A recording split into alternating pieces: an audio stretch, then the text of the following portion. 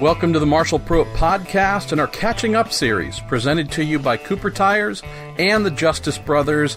I believe, based on timing of when this is going up, this should be episode 499 or so. And if that's the case, how cool. We're coming up on our 3rd anniversary, so this either tells us I am somewhat obsessive about podcasting, or I just have some really awesome people that help me do this, like this episode of Catching Up With.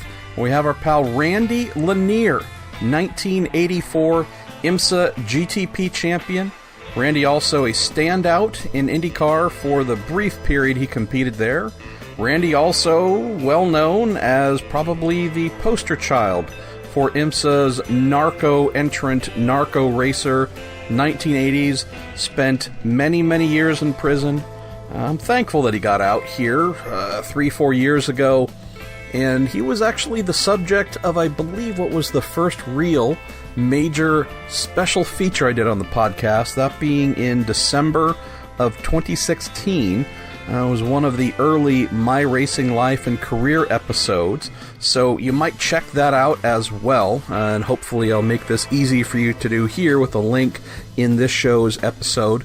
Just catching up with Randy. Knew that he was coming to Daytona for the Rolex 24 at Daytona in January.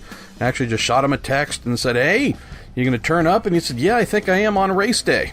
And so got together actually during the race for about 20 minutes. He and his good friend, Keith Layton, who I also need to spend a lot of time capturing podcasts with, talk about someone who's led an amazing life and career as well. Randy was there with a fine credential, courtesy of Chip Ganassi, someone who he raced with back in the day and who has been incredibly helpful as Randy has tried to get his life back in order. And so, honestly, it's just a bit of a catch-up. This is, although we have spoken a few times and texted and whatnot since we did our last podcast, this is the first real sit-down. Saw him briefly last year, a couple months ago at Daytona, but just a nice little 20-minute catch-up, what he's doing, what he's up to in life, getting some of his thoughts on the current cars, some interesting thoughts about downforce and how that came in to IMSA competition during his career, fitness and training, thoughts on legalizing marijuana, anyways, it's about 20 minutes. He's a blast. I hope you enjoy it, and if you get a chance once you're done here, click the link and take a listen to the long-form episode we did back in 2016 where he spills all of the tea. All right, let's get going with our man, Randy Lanier, courtesy of Cooper Tires and the Justice Brothers. Mr. Lanier, we're here at what we call today the Rolex 24 at Daytona. Would have been the Sunbank 24, would have been a few different things in the past. So glad to see you. Because at least for some of us who have a little bit of salt in our beard or maybe hair retreating a little bit, your name being associated with this race during some really special years in IMSA, just a big part of the celebration.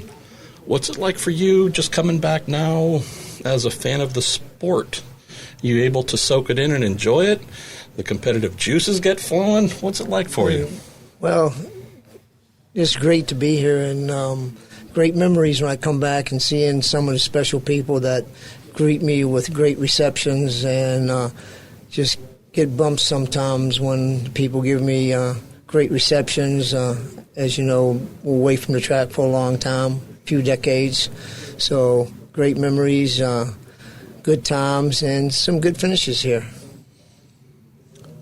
I know that I get folks every now and then who either heard your Dinner with Racers podcast or the one that we did and say, "Hey, how is he doing?" Right? I mean, great old stories, etc., but how is life for you? What are you doing? And so I guess I wish I had something more intelligent to ask than that, but how are you doing? What are you doing? What's life like for Randy Lanier today? Life is just wonderful. Doing exceptionally well. Loving every moment of my life.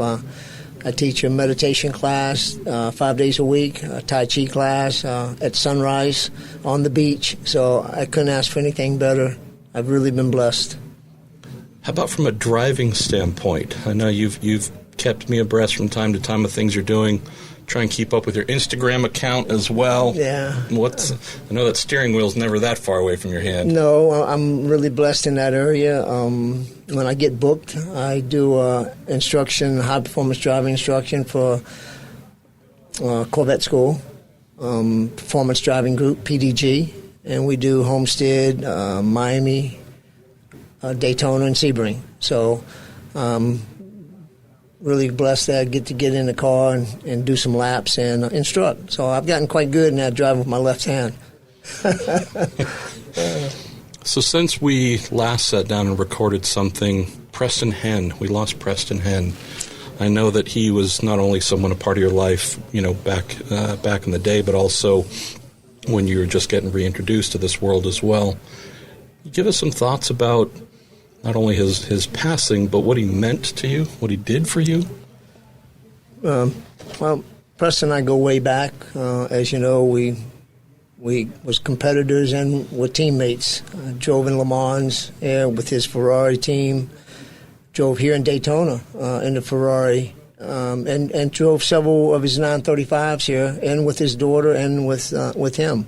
So we go way back. And when I gained my freedom, he looked out and gave me a job when I first got out, and just great memories. He looked out and was really never gave me a cold shoulder, and was a friend the whole time.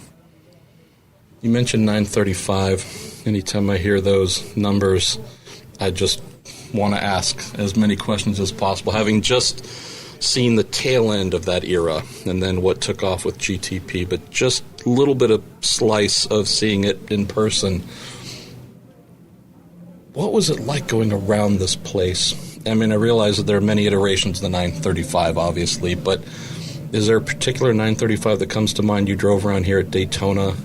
Any tales of what that experience was like? It just seems insane. One of my first experiences was with the Whittingtons in their 935s, and just a beast of a car.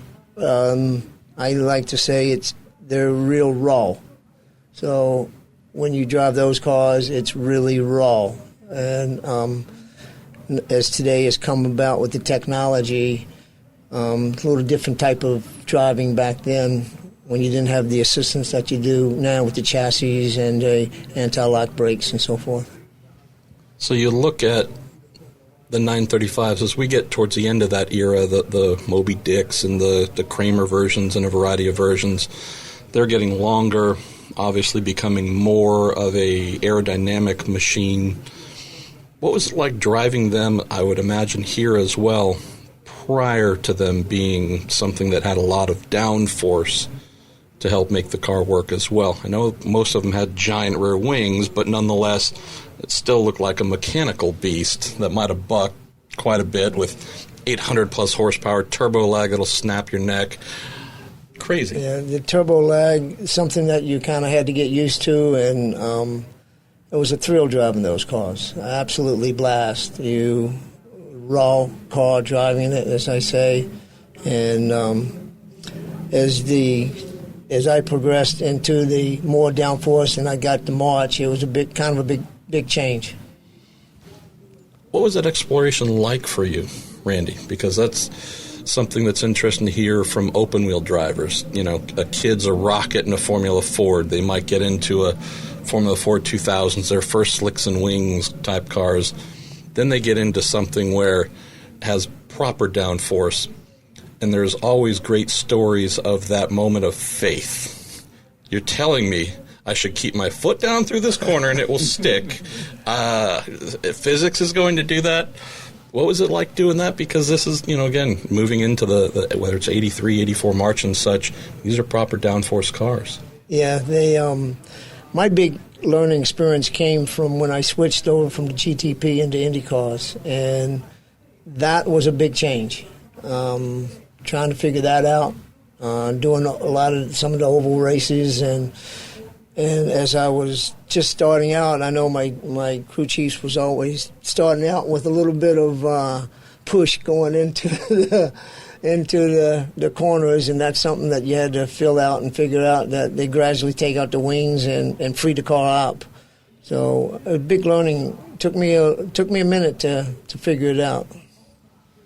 From what I remember of your top-line driving career, Randy, you were a natural talent, someone who could be thrown into anything. Not saying you'd have it mastered in one day, but you seemed to be someone who could adapt to anything, and it just seemed to be a natural flow. Is that accurate? Did you feel that? Thank you for the compliment on that, but from my perspective, I don't think so much of as talent, other than a learned skill. And it's like I oil paint. And I hear that too with oil painting. You have a natural talent. But I see it as a learned skill. Same with driving race cars. The more you put to it, the more you study it, the more skills you pick up at it. And that's how I looked at it. It was a learned skill for myself. Your IndyCar career is one that it was a beautiful thing that wasn't as long as it should have been, but there's always, and it might sound like a strange description, but one of those frustrating things where you go, man, well, if you only had 3, 4, 5 solid years, imagine where you could have been knowing what you did in such a short amount of time. Do you allow yourself to have any thoughts about that yourself? Like, boy, I think I could have troubled some more people towards the front of the grid. No, I try to live with no regrets, for real. I'm loving my life. And at the time when I was doing the Indy cars, coming from IMSA, going to the IndyCar circuit, I went to every track knowing that I was getting better and better, and that my sight was on the Indy 500. And deep down, I thought I was going to win it someday. But I got cut short, and that was kind of one of my dreams, to not only competing but winning. Every driver that goes out wants to win. So, but I have no regrets. I lived my life to the fullest and had great moments every day. And to this day, I'm blessed. I got 2 3-year-old grandkids that I can't get enough of them. They're just so wonderful, and get them every weekend if I can, so I'm blessed.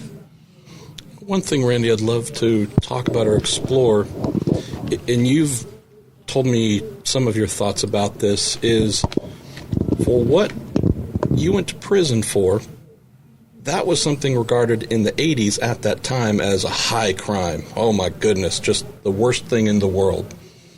Funny how times change. Right? And obviously this ties into your release of folks saying, okay, we don't, what whomever decades ago saw as the most punishable thing in the world, today as a nation, feelings on marijuana are completely different. Has there been any reception you've felt from people or fans who might have held a negative opinion of you previously that might have changed, or have you felt that evolve at all to, okay, well, actually, no, we should maybe treat him as one of us because as a nation we no longer think in criminal terms like that? Well, or most of us, at least, I hope. Yeah, the whole cycle of it has changed so much, and it has a lot to do with the technology that has been able to map the DNA and find out the certain elements of the plant that actually does medically good, such as curing seizures and really helping with even cancer patients with the appetite and suppression of certain things with the tumors. I see that they're developing where they can really help kill the tumors with certain CBD into the plant and stuff. So I think the technology and the scientists and the PhDs and the doctors have really brought forth to society informative information that's why you're seeing so much legalization with medical use throughout the United States, and it's going to continue to grow. We're in what they call the green rush right now. We're at the very foundation of the green rush, and people are getting educated with it not being a plant that is so harmful to you, and they have so many properties, especially with understanding what the properties are and how it reacts to our body with the cannabinoid system. They've just discovered in 1991 that our body has a cannabinoid system, and these receptors attached to the THC and the CBD that you take into your body. So it's still discovering a lot about that's within our body and why it's beneficial, and it helps so many health issues. So it sounds like, I'm guessing, folks who might know about your past are viewing you or just treating you without any baggage. I mean, that's what you would hope, I would imagine, but is that something you receive? Well, receiving here, I got such a good reception from the people that I've met from racing prior to my racing career, being receptive, very good. That's what I wanted to ask as well. I'm hoping you've seen some folks or bumped into some friends or competitors. Seen some folks, some former drivers and some team owners that's doing quite well, and they treat me and give me much respect and makes me feel good. So we don't have our beloved GTP formula anymore, but we did see 2 days ago the Mazda DPIs broke P.J. Jones' 26-year-old lap record in that All-American Racers Eagle Mark III that P.J. Jones set this, again, 26-year-old lap record, got under it by about a quarter of a second. So we know in tracks, bus stops a little different today from what it was then. There, obviously the logical differences in tire technologies and such. What we at least are seeing among the prototypes, things are pretty darn serious. GT cars are rockets as well.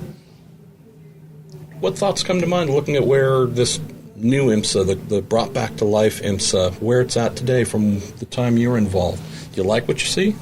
Right now I do like what I see. I see fast cars, fast drivers. I see a lot of different classes out there that's bringing in Ferraris and Mazdas and Cadillacs, and that's impressive. I like that. We would have never thought of a Cadillac prototype in the 80s. And I came here last year and watched them lead and win the race. And what a great thing to see. I mean, the Cadillac's out on front row, pole position, winning the race. Just fabulous. And I thought I'd come up this year. I thought I was going to see him on the front row again, and then I see a Mazda, and that's impressive. And just congratulations to all of them teams. Another thing that comes to mind is we were just looking at some drivers giving interviews here in a little break that they had, and each one of these guys, and the women as well, if you think of a 40-day work week, Monday through Friday, they probably spend 20 to 25 training. Fitness this, cycling that, lifting weights, swimming, doing simulator time, knowing that you're teaching yoga classes and such now. I think this might have been something that, if this is the standard today, what was the standard, at least for you, in trying to train in an era where you didn't have a lot of these aids to make your life easy in the cockpit? Was this something where you're doing weight training as well? Absolutely, yeah. I was doing a lot of racquetball, a lot of hand and eye coordination with my racquetball. I'd try to play racquetball 4 or 5 times a week, running, working out at the gym. So we were training back then quite a lot. So anything you do with hand and eye coordination, that's why you see a lot of these kids playing video games with simulated tracks and so forth. That definitely helps. I like the technology and what they're doing. I think they're bringing it up to the forefront with the technology that's helping them start at a young age and really understand the hand and eye coordination that it takes, but the focus, the concentration. That's one of the key things that it takes to be, especially in this sport, an endurance race. Concentration and focus. Last question or two for you, Randy. So with this race, we start the clock in 2019 celebrating IMSA's 50th anniversary. I've read, I got a look at it, I bought it. It hasn't showed up yet. I gave Mitch Bishop a little bit of guff. He and Mark Raffoff wrote this frickin' coffee table book. I mean, it'll break the coffee table. It's so big. But beautiful. Photos are amazing. Every year is covered. Every year, nice. All of your achievements. There's another book that came out that IMSA commissioned as well that, covers so many things that make this 50th anniversary special. Give me some thoughts about being a part of that. Oh, I mean, your name's in a lot of that. Funny that you mentioned that, brother. because I've just been asked to do a sizzle reel for a channel that's coming up to doing something maybe about IMSA. So involved in hopefully something happening with the History Channel. It's not set on stone yet, but we'll see how that works out. And I'm impressed with what's happening with IMSA. I'm glad to see that it's rising and getting the talent and the cause coming back to really bring it up to the forefront of sports car racing. You haven't led a boring life, so that's a good thing. There should be a lot of sizzle, if not more, in that reel, my friend. I got a lot of sizzle, let me tell you, and it's still going on, so it's all good. I guess on that end as well. I mean, your story, it's this amazing story that comes back full circle.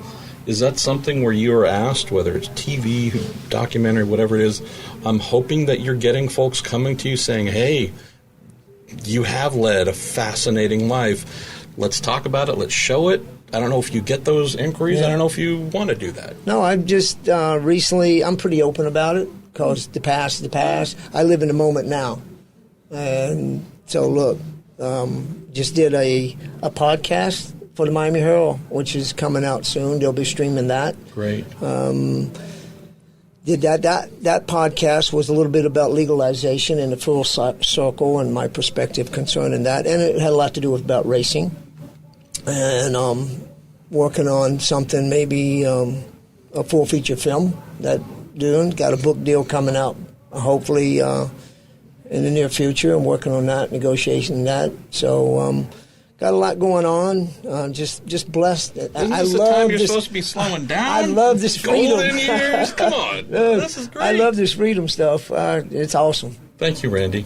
You know how much I appreciate you and the fact that what you achieved as a race car driver was phenomenal. The fact that you endured, survived, and are here getting a hell of a lot out of life. Thank you. And that should be something that inspires people. I know that there are some who love to judge.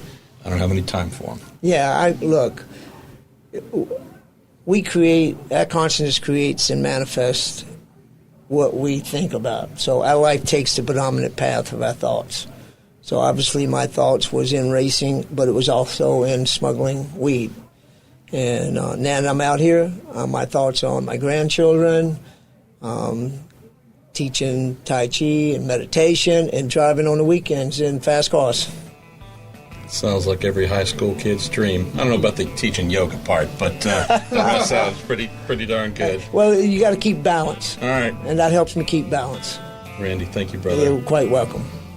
And that was our pal Randy Lanier. We're going to keep doing these with Randy as we have time and opportunity. There are many, many stories for Randy to tell, and he is certainly a lot of fun. Once he's wound up, not necessarily on the limiter, but really some great stuff there. And also, as I mentioned in the opening, can't wait to start recording with Keith Layton.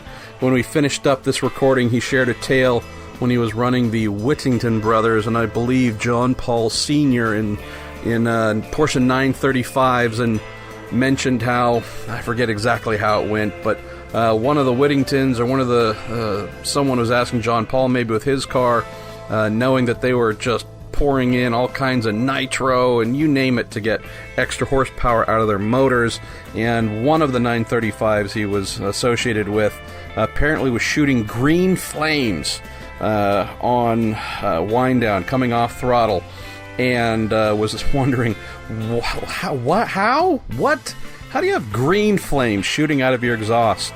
And the person revealed that nitro's for chumps. I'm actually mixing in gunpowder into my fuel to try and get some extra explosive characteristics to make horsepower. So, anyways, Keith is going to be just a gem as well. But hope you enjoyed this.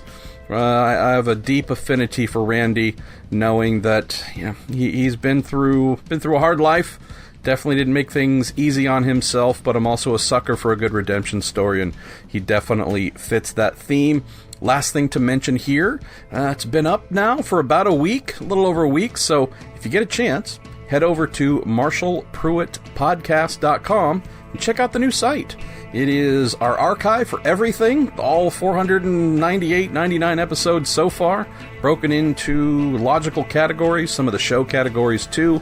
Got a cool search function there, so you can type in Randy Lanier and pull up that first episode if you want from that site, and all kinds of other stuff. So Marshall Pruett Podcast is the new home for everything. Also, every episode as it goes up, and provides you all manner of options to subscribe. All right, well, I am Marshall Pruett, and this is the Marshall Pruett Podcast. Thank you so much for listening, and thank you so much to Cooper Tires and the Justice Brothers for making this possible.